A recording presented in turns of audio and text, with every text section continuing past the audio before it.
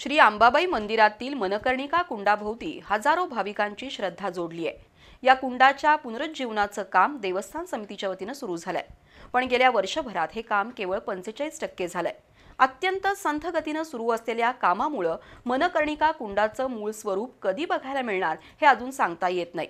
एकीकडे जिल्हाधिकाऱ्यांनी हे काम जून अखेरपर्यंत पूर्ण करण्याचे आदेश संबंधित ठेकेदाराला दिलेत।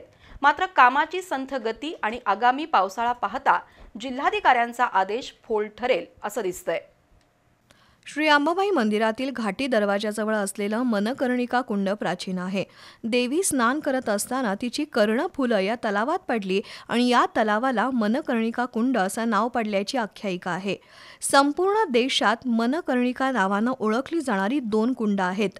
त्यापैकी एक कुंड काशी आणि दुसरं कोल्हापुरातील अंबाबाई मंदिरातील आवारात आहे असाही संदर्भ आढळतो। पश्चिम महाराष्ट्र देवस्थान समितीच्या वतीनं या मनकर्णिका कुंडाच्या पुनरुज्जीवनाचं काम हाती घेण्यात आलंय। त्यासाठी 5 कोटी रुपयांचा निधी खर्च केला जाणार आहे।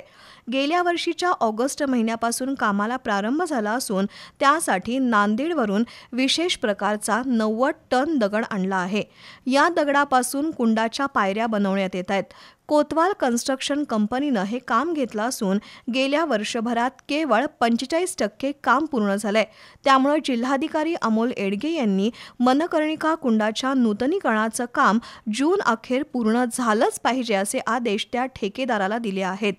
मात्र कामाची संथ गती आणि येणारा पावसाळा पाहता काम नियोजित कालावधीत पूर्ण होणं अवघड आहे।